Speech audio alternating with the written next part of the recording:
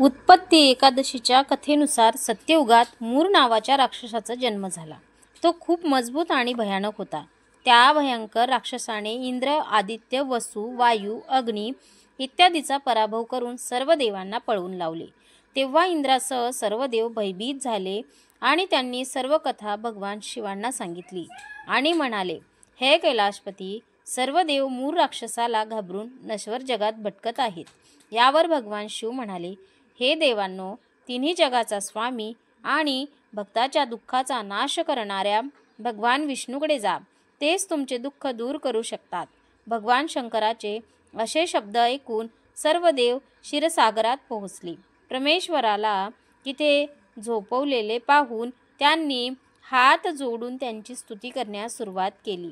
हे देवतांच्या स्तुतीस पात्र असलेल्या परमेश्वरा, देवांचे रक्षण करते मधुसूदन, आपल्यास पुन्हा पुन्हा नमस्कार असो. आपण आमचे रक्षण करा.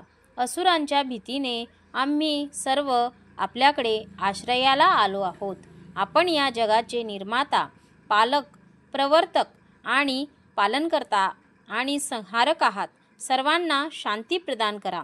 आपण आकाश आणि पाताळही आहेस. ब्रह्मा, सूर्य, चंद्र, अग्नी, द्रव्य, होम, प्रसाद, मंत्र, तंत्र, जप, यजमान, यज्ञ, कर्म, कर्ता आणि उपभोग करता या सर्वांचेही आपण पिता आहात. आपण सर्वव्यापी आहात.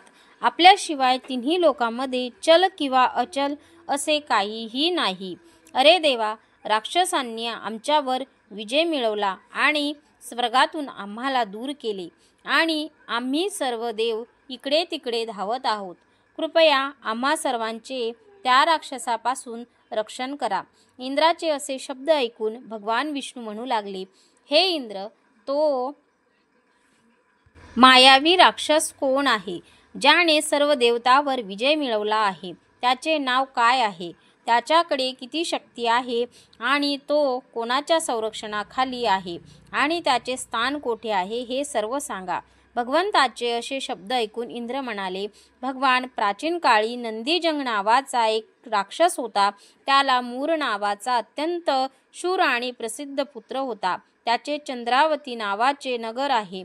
त्याने सर्व देवांना स्वर्गातून हकलवून दिले आहे आणि तेथे आपला अधिकार स्थापित केला आहे.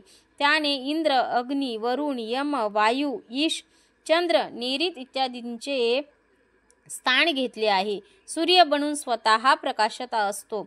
तो स्वतः मेघ बनला आहे आणि अजिंक्य आहे. हे असुर निकंदन, त्या दुष्टाचा वध करून देवांना अजिंक्य बनवा. हे शब्द ऐकून देव म्हणाले, हे देवा, मी लवकरच त्याचा वध करीन. तुम्ही चंद्रावती नगरी जा. असे म्हणत प्रभूसह सर्व देव चंद्रावती नगरीच्या दिशेने निघाले. त्यावेळी मूर राक्षस आपल्या सैन्यासह रणांगणात गर्जना करत होता. त्याची भयंकर गर्जना ऐकून सर्व देव भयभीत होऊन सर्व दिशांना धावू लागले. जेव्हा देव स्वतः रणांगणावर आले तेव्हा असुर शस्त्रे आणि चिलखत घेऊन त्यांच्या बाजूला धावला. देवाने त्याला सापाप्रमाणे बाणांनी भोसकले. अनेक राक्षस मारले गेले. फक्त मूर उरला होता. तो अखंडपणे देवाशी लढत होता. प्रभूने कितीही तीक्ष्ण बाण मारला तरी तो त्याच्यासाठी फुलच ठरे. त्याचे शरीर छिन्न विछिन्न झाले होते, पण तो लढत राहिला. दोघांमध्ये कुस्तीही रंगली होती. त्याचे युद्ध 10,000 वर्ष चालू राहिले, परंतु मूरचा प्रभाव झाला नाही. थकून भगवान बद्रिकाश्रमाला गेले. हेमवती नावाची एक सुंदर गुहा होती. भगवान विसाव्यासाठी आत गेले. ती गुहा 12 योजना लांब होती आणि तिला एकच दरवाजा होता. भगवान विष्णू योगनिद्रेच्या मांडीवर झोपले. मूर देखील मागे गेला आणि भगवंतांना झोपवलेले पाहून मारण्यास तयार झाला. तेव्हा भगवंताच्या शरीरातून एक तेजस्वी देवी प्रगट झाली. देवीने मूर राक्षसाला आव्हान दिले. त्याच सोबत युद्ध केले आणि त्याला त्वरित मारले. जेव्हा ही हरी योगनिद्राच्या कुशीतून जागे झाले तेव्हा सर्व जाणून घेतल्यावर त्यांनी देवीला सांगितले की तुमचा जन्म एकादशीच्या दिवशी झाला आहे, म्हणून आपली उत्पत्ती किंवा उत्पन्ना एकादशी या नावाने पूजा केली जाईल. जे माझे भक्त असतील ते तुझे भक्त असतील. या एकादशी व्रताला खूप महिमा आहे.